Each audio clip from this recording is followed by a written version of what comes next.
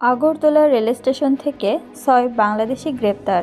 ভারতের ত্রিপুরা রাজ্যে অবৈধ অনুপ্রবেশের দায়ে ৬ জন বাংলাদেশি নাগরিককে গ্রেপ্তার করা হয়েছে।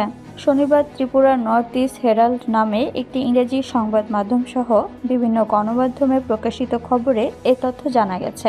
শুক্রবার রাজ্যের আগরতলা রেলওয়ে স্টেশনে অভিযান চালিয়ে রেলওয়ে পুলিশ তাদেরকে গ্রেপ্তার করে। প্রকাশিত খবরে বলা হয়েছে, গোপন সংবাদের ভিত্তিতে Tripura railway police Agartala rail স্টেশনে পৃথক দুটি অভিযান পরিচালনা করে।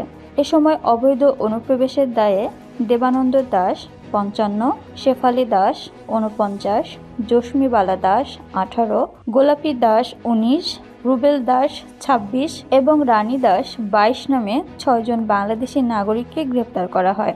গ্রেপ্তারকৃতদের বাড়ি বাংলাদেশের কক্সবাজার জেলায় বলে আগরতলা রেলওয়ে থানার ওসি তাপস রাজ্যের গণমাধ্যম কর্মীদের জানিয়েছেন। ওসি আরও জানান, বাংলাদেশি অনুপ্রবেশকারীরা জিজ্ঞাসাবাদে স্বীকার করেছেন যে তারা সীমান্ত পেরিয়ে ভারতে প্রবেশ করেছেন। আগরতলা রেলওয়ে স্টেশন থেকে ট্রেনে করে কলকাতায় যাওয়ার পরিকল্পনা ছিল তাদের। গ্রেপ্তারকৃতদেরকে শনিবারে আদালতে পাঠানো হয়েছে বলেও তিনি জানান।